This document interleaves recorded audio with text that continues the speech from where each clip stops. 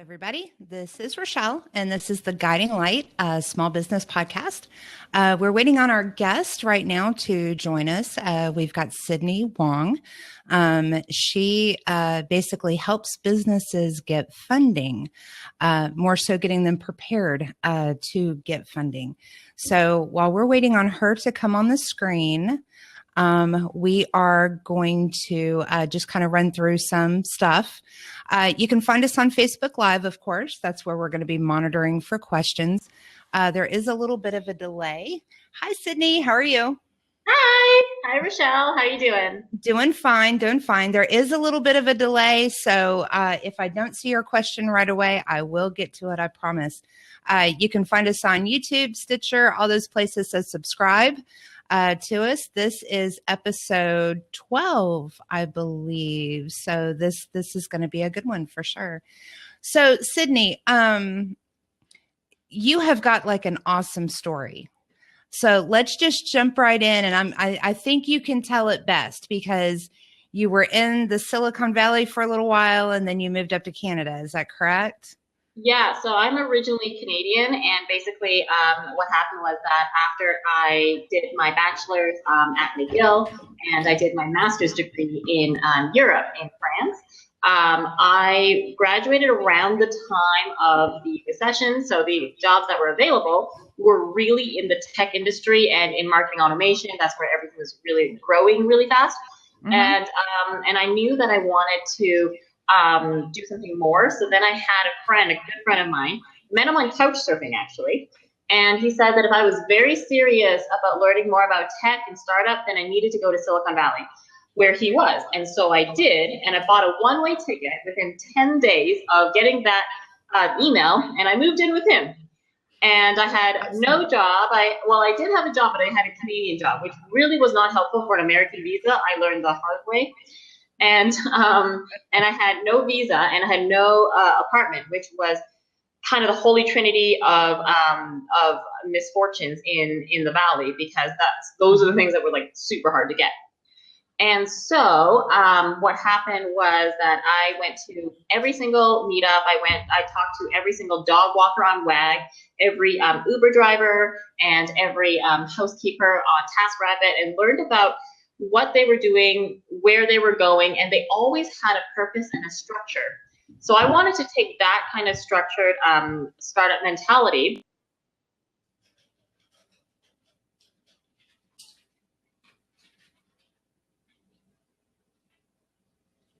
Okay, Sydney, you froze just a little bit. I was hoping that it would kick right back in again. Let's see if we can get her back. Let's give her just a moment. There she is. Oh, sorry about that. Oh, that's okay. That's okay. Okay, so where we left off, right whenever you froze, you were talking to dog walkers and pretty much a lot of people that had that mentality of, yes. And that's where it left off.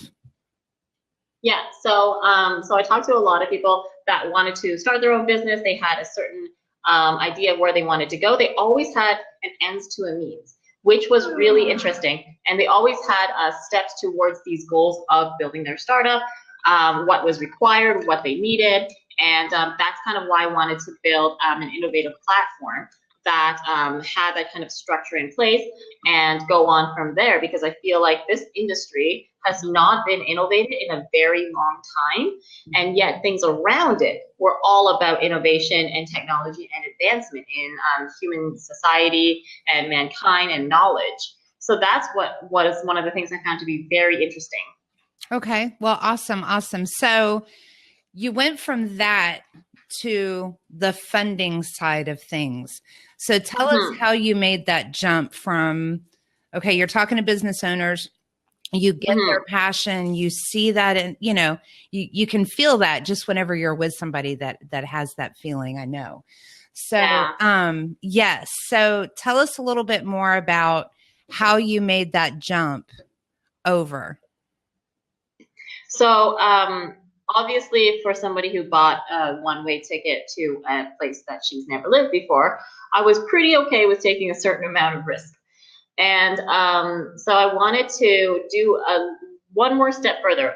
On a shoestring budget, I traveled across my country, Canada, which is physically larger than the US, so it's quite far. And it's a lot more expensive to travel across Canada than across the US. Mm-hmm. I don't know why. But I went across the country to understand more about the different needs of startups and things like that, and also what the needs were for the investors and other people that were in the startup industry. So my big question was, why is it that in every major city, startups such as, and it's implicated by the number of accelerators, incubators, which are kind of like startup schools, mm-hmm. And co-working spaces, why are they growing by about 52% every other year? And yet the amount of funding and the number of investments have not grown at all. And so there was a very odd connection to that, and that was that investors were being completely over-solicited by entrepreneurs that were not a good match and were not prepared. So that's kind of when I went deeper into my research. What does prepare?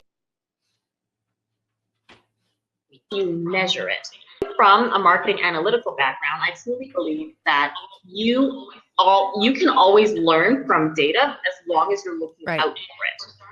And for startups who don't know where they're going to end up, because that's the truth. When you start something for the first time, you don't know where you're going to end up, because unlike school, you don't have a syllabus, you don't have a course list of things you're supposed to do in order to pass. You don't even know what passing could mean, what success could mean. And sometimes when I ask them what their goal is it that they want to be sold, they want to sell to a bigger company, do they want to keep it for 10 years plus, or do they want to sell it onto the public market like an IPO? They don't always have the answers to that either. And so they not only need the funding because they needed money and because the investors were completely over solicited, and therefore they needed a matching algorithm that was a lot more succinct in order to save them time and save them the due diligence process. But also the startup needed that kind of correct fit in order to get the right mentorship and the right coaching from their team that they weren't getting in order to help them reach those goals that seem so far away. Exactly. Yeah. And it seems like the people that I talk to, they're just like, I don't even know where to begin.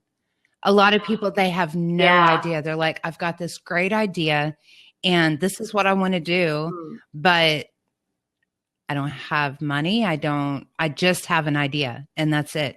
So you get a lot of those, don't you? Oh yeah. It always reminds me of this great Tony Robbins quote. It's not about your lack of resources. It's about your lack of resourcefulness. And once you really change your mentality about the I can't, I don't have to the I can, this is who I want to hire to do that. This is what I want to invest my time and money in to do that. This is where I see the growth in. That will really change your business. And in every startup company, you'll see that as a huge inflection point. And what's interesting about someone like me who reads data and graphs and things like that, we always see that. Got it. Okay. All right. So, what tips, let's keep it to 3, what tips would you give to people? Hey, I've got this awesome idea and I just know everybody on the planet's going to want it. You know those. What tips would you say from, maybe the top 3 to just getting that idea over to getting an investor? What would you say would be your top 3 tips? So investors always want enough market proof. So market proof, as a buzzword, is called product market fit. So we do have a great article that shows you how to do it, what it means, and things like that. But basically what it means is that your target market, the people who you think are your users and customers, are resonating with the pain that you are trying to solve and the benefit that you're trying to provide. So are these the right people that you're trying to sell to, or are they not? I'm thinking of Shark Tank. Right away. I hate to interrupt you, but I'm automatically thinking of Shark Tank and some of the things that Mr. Wonderful has said. He's actually from Montreal. Exactly. So, that's definitely a valid point. You have to look at what you have And if your market reach is actually large enough to warrant a good enough return on the investment that that investor would make. Is that pretty much? Yeah. Okay. Yeah, so it's not just like how big the market is, because your market is never the market. Like Google's market is not everybody, Right. for example. There's no big company that actually believes that their market is every single person on the planet. That's not, unless you're selling like oxygen, that's not really a thing. And well, so, you'd be surprised. There's a lot of people that start their business thinking that their product could be used by anybody and everybody. Yes. Mm-hmm. Absolutely. And that's a huge red flag to an investor to know that you're not ready, because you clearly haven't read enough to understand where your niche is and where your market is. So there's different types of your customers, right? When you find your product market fit, you'll see who are your early adopters versus your majority, for example. So people who will love it right away versus people who need a little bit more time to adopt to it. So you can take Uber as an example. What was the scariest thing for parents to send their kids in an Uber? Some would send them right away, and some would send them after the 100th kid that they personally know has gone in an Uber safely. You know what I mean? Exactly. So it's a type of personality, and it doesn't mean that you're wrong. It means that you need to find the right fit all of the time. So that's number one, is your product market fit. The next one is to make sure you always treat investors as people. So this seems really obvious, but at the same time, it's not. It's what I've grown to learn in this industry is that you can definitely never treat people as a bank or an ATM. That's not what they're there to do. You have to understand that they are there to work with you. That's why it's called a partnership. What curate the right partner. The reason that I ask, what is your end goal? Is it because you want to sell your company at the end? Is it because you want to go towards IPO? Is it because you want certain partnerships or distribution channels? Is because we do our research beforehand to see, okay, who were the past startups that these investors have invested in? What were the most successful ones? What are their specialties? If it was me and I wanted to, let's say, sell my company in 5 years, and I knew I wanted to sell my company in 5 years to, let's say, a technology firm, then I would personally want an investor who has the contacts, resources, and know-how and walk that path before to help me negotiate those deals. Because that's what they're best for, is the fact that they used to be startups. They used to be in your shoes, and they are the best resource for knowledge. And you have to see it as that, as a kind of strategic value, than just a blank check, because you're really not going to get a blank check. But you see what I mean? And so understanding the value that they provide when they're curated for you, when they're specifically there for you, that's what's going to really help you soar. And you have to know that you're in it together. It's a person, it's a team. So Sydney, you not only prepare that startup. Now we still got the third tip. We're going to hit that. Okay. But you not only prepare that business to be able to find an investor, but you also matchmake in a way, correct? So you're looking for the right investor for that business. Yeah. So like I said, a lot of the investors, almost every single investor that we had was a self-made startup, himself or herself, which is fantastic because they have all of that great knowledge and, wealth of information and network. So they know exactly what kind of startup, who they want to invest in, how much money they want to invest, where they want to be located, what industries they want to specialize in. So working backwards from that helps the algorithm match them the best. So that's what would save you a lot of time, because you're not really like sending resumes or applications to every position in the world. You're really focusing on the few and making sure that you're doing research to best match those ones. But we have ways to make sure that your metrics and your reporting meet their expectations. Got it. Okay. All right. So how about the third tip? So the third tip is actually a blog article that I wrote about recently, and it came from a heated discussion. I use the word heated very lightly. I mean, we're very conservative here in Canada, so like there were just many comments for this Facebook post, and it was a really interesting discussion about whether founders should work on their strengths or weaknesses. So as someone who gets to work with first-time entrepreneurs all the time, some are much more, I don't know what happened here, light just went off. So some are much more- It balanced out, I can see you. Yes. Okay, so some are much more advanced than others just because they've been in the business longer and things like that. It's really interesting to see what are the ingredients for success and failure. And if you ask anybody, they will always say, I would hire for my weaknesses and work on my strengths. But a lot of first-time startups, they would take a long time to really digest that information and do it.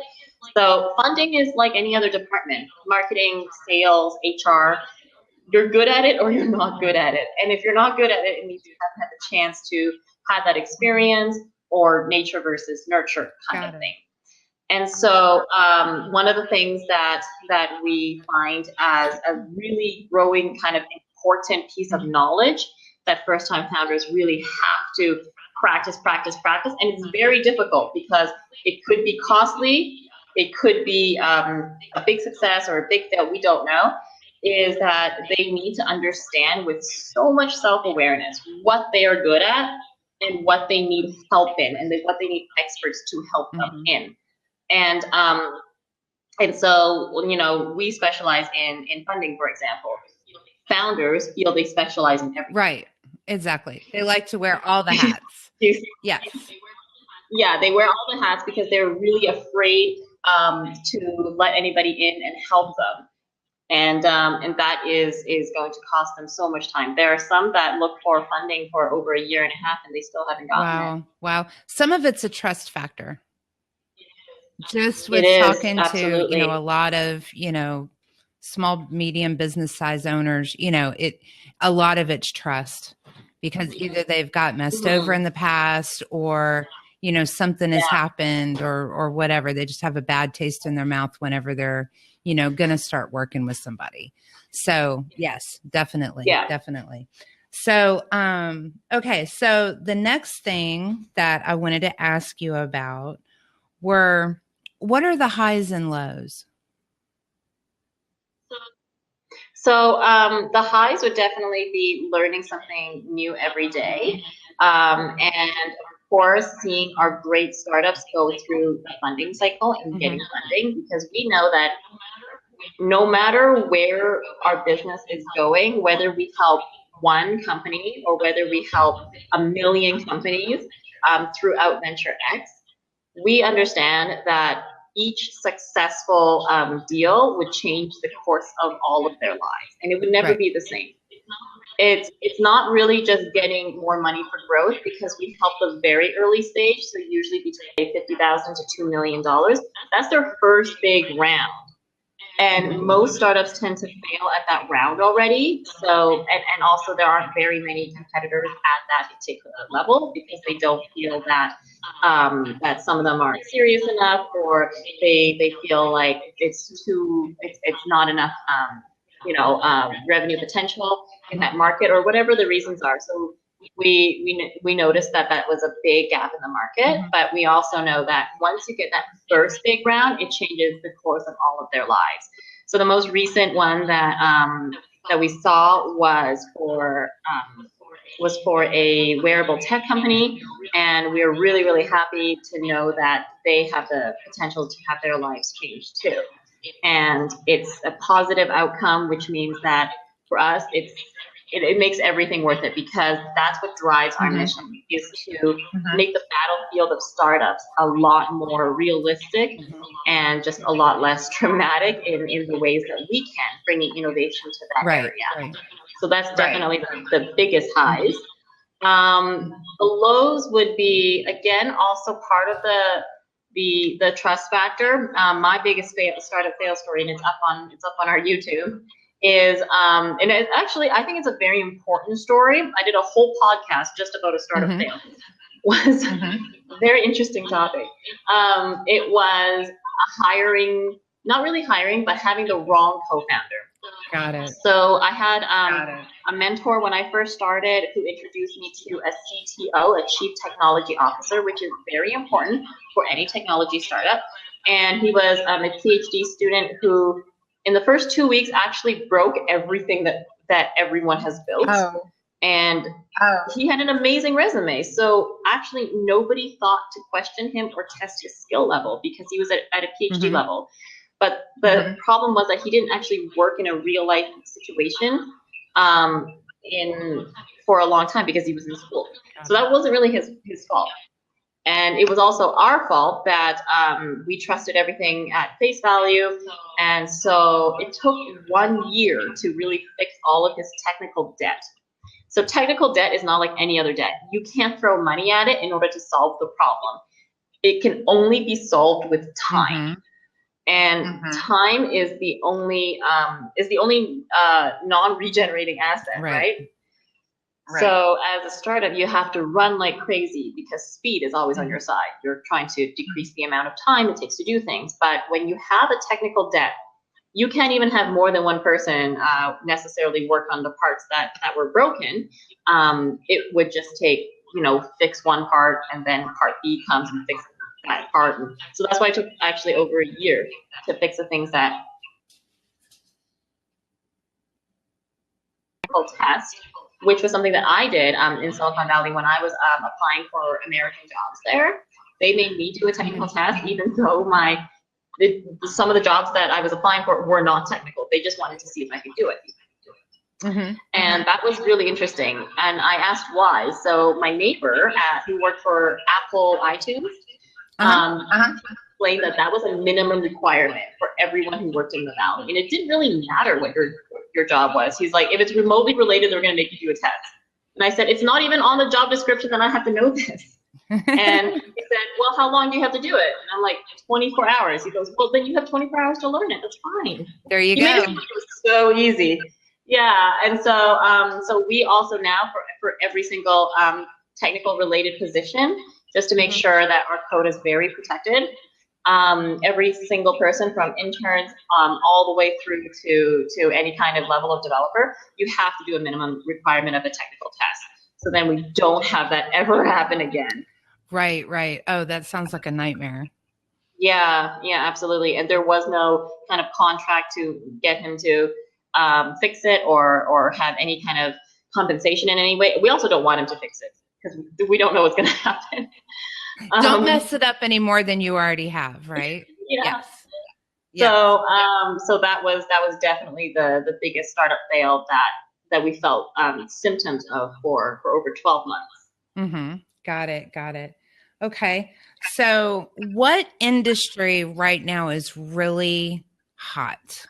So what's the best industry that investors are like, if you find this, I want in?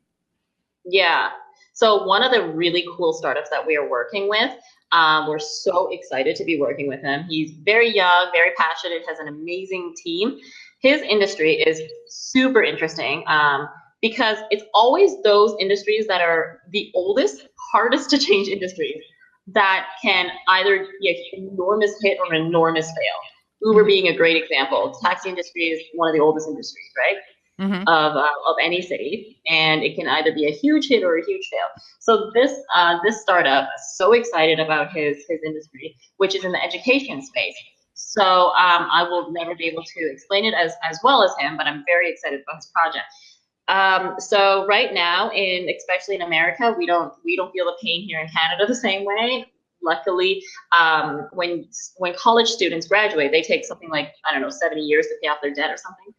And I've heard. And no, they do. So, I've got a daughter that just graduated from college with a graphic design degree. So yes, it does take about that long, including my debt too, that I went into to get to pay for the rest of her college. So yes, it is 70 years is pretty close. It's a very like known pain that nobody knew how to solve. And so the specific problem he's trying to solve is young people are going into college, not knowing if they can even find a job afterwards. That is unfair. And that's true. That's very unfair. And even when they do find a job, it might not be exactly the qualifications that they went to school for, and so on and so forth. So the gap between being a college student and actually doing the career that you really want is an enormous gap. So that is a big problem in the education space, right? Mm-hmm. So they already have requirements from employers. They work with employer partners at various big industries. And they say, okay, so let's say you wanted to work in technology and development and coding and stuff. So what are the minimum languages you need to know? Do you need to know Angular, Node? Do you need to know, is it Angular 1 versus 2, HTML, Bootstrap libraries? What kinds of things do you need to know in order to qualify for this job? And then these are the specific online courses you need to take. And these courses are sometimes actually free. You can get them for free. There are certain ways you can get them for free. And you will never be in this kind of an enormous debt at the end. And these are things that are directed specifically for the career that you want. Got it. Because nowadays, people know more and more, like with the access to information and knowledge, they already have a better idea of where they want to be at 25, at 30 than, most younger people, most older people do. And yeah, so you see what I mean? Yes. And so, and so then what happens is that we want to be able to provide the same kinds of matching opportunities as well. Does that make sense? Yes, it does. Awesome. So so it's like a triple-sided market. So I would say the educational space is hard to invest in, but when you find the right fits like he did, fantastic. It's a gold mine. Awesome. Okay. All right. So when we talked before, you were kind of leaning towards tech being kind of the top thing right now. So he has a mix between tech and education, and it's a good mix. So that is awesome. That is awesome. Yeah, Great. I think that whenever you can bring technology in a scalable way to change an industry, that's your key driver, because you can scale it for every city, every country. Got it. Okay. All right. Well, so Sydney, you have a few free tools on your website. Is that correct? Yes, we do. So, so you can actually use our MentorX tool for free. You can see, you can sign up and you have a 2-week free trial, which you can right away see where you stand in comparison to your industry benchmarks. So if you were to look on any kind of public resource, you would compare your startup to like Google or Zara or Guess, and that doesn't really seem fair because they're not startups.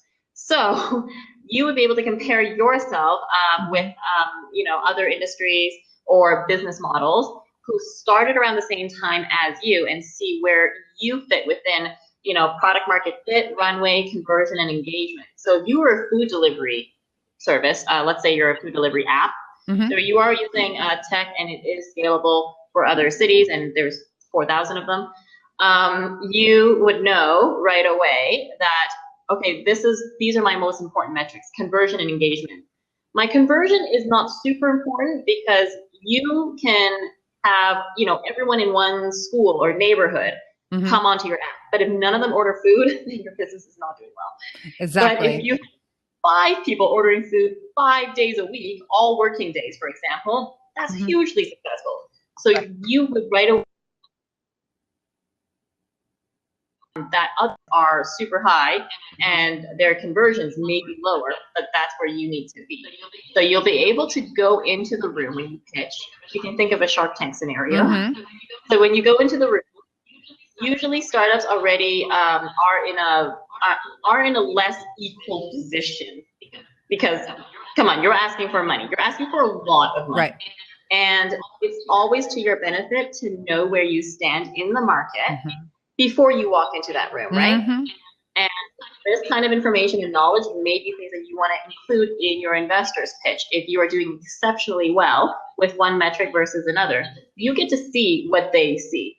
So the opportunity for funding seems endless, but it is also finite.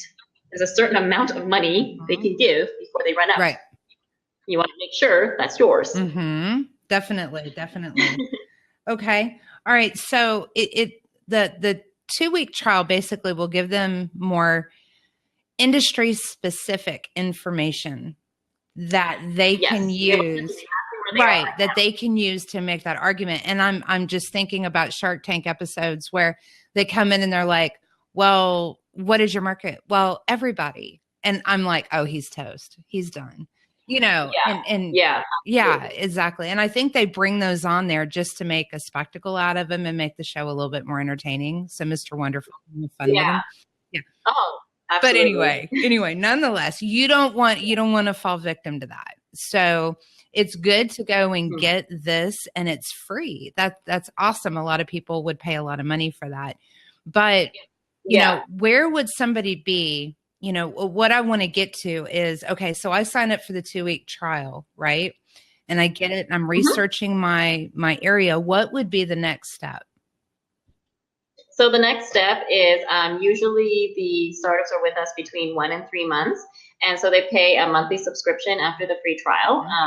And you would also get a free health check at this time. You would get a call from one of the account managers or myself if they're busy.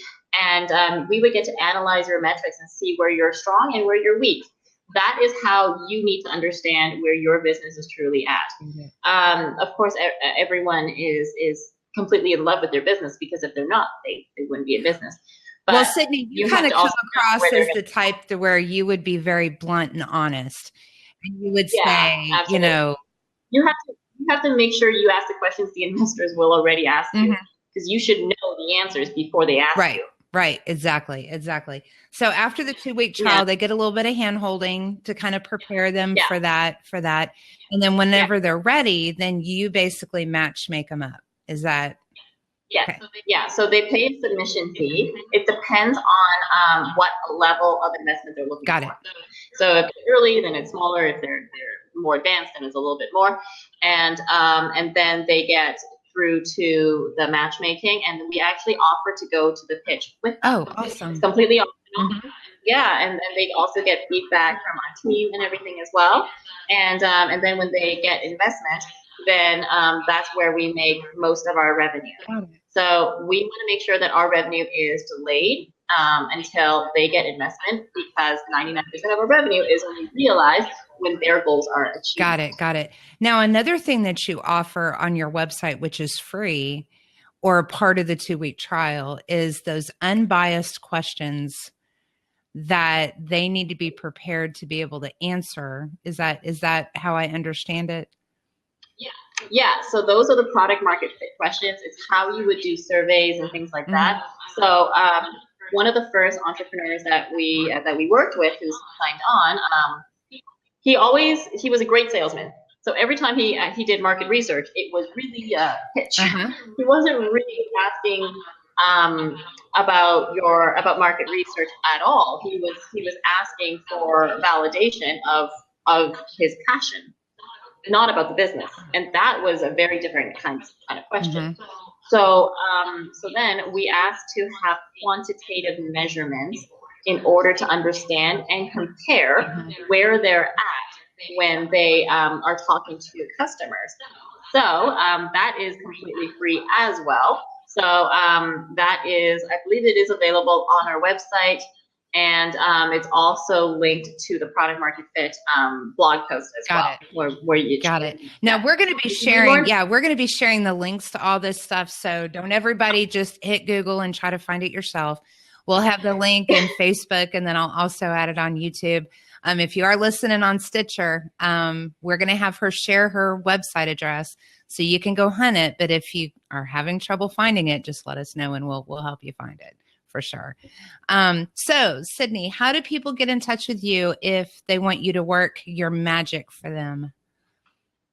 So the best way would to go on our website. There's a contact us form, and our team would get back to you within 24 hours. Okay. Do you recommend people go ahead and sign up for the 2-week trial, kind of get their feet wet, make sure that it's something that they're ready for before they reach out to you? Right. So what are the things that people need to be looking for? Oh, I am so not ready. What are those red stop signs that they need to be watching for? So a lot of people, they don't know if they are ready or not. They assume that they're actually not ready, or they assume they're too ready because they don't know the requirements. That's kind of the entire kind of gray area, right? So even if you can't show revenue, you can always show traction. Right. And that's what we are measuring for. We're measuring for your amount of traction because our investors invest in both revenue and pre-revenue companies. And so besides the market research information, make sure you also have the amount of test users or real users you have for your website, your platform, whatever it is that you have. How often are they signing back in?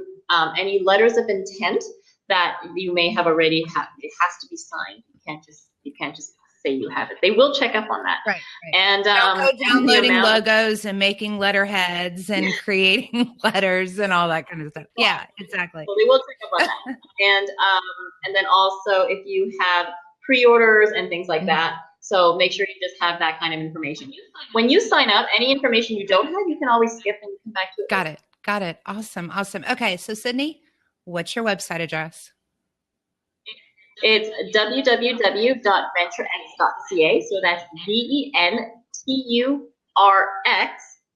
venturx.ca. Got it. So you are Canadian based, but you do work with US based companies, correct? Absolutely. Awesome. But you'll also work with Canadian companies too, right? Yes, of course. Okay. All right. So are you also on Facebook, LinkedIn, things like that? In case people want to stalk you for a little while, get to know you a little bit. Yes. Yeah. So we have Facebook, we have LinkedIn, we have Instagram, Twitter, and YouTube. Actually, you can find a list of our different kinds of startup tip videos. They're about 2 minutes long each, so they're very digestible. Oh, awesome. Well, that's great. So people can kind of check you out a little bit, make sure, they like you a little bit before they commit to anything. They can also send comments and ask questions, which we really love because it helps us get more ideas for more videos and content. So for YouTube as well as our Medium. Got it. So you're one of the YouTubers that actually monitor for comments.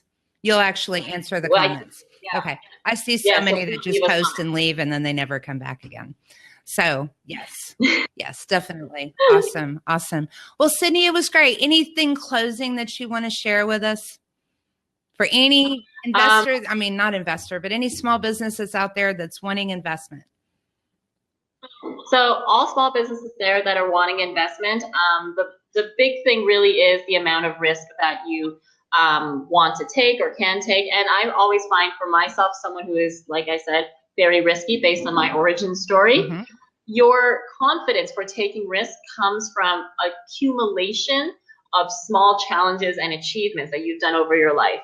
And the more that you practice that, the bigger your comfort zone is. And the bigger your comfort zone is, the more invincible that you will really be. When push comes to shove, your strength is much stronger than you really think it is. And that is a huge difference between, like I said, what we get the chance to see, the differences between successes and failures every day. What's the worst that's going to happen if you take a chance to invest in yourself? Exactly. Okay. All right. Well, Sydney, I just appreciate you coming on, and you have given just a lot of information.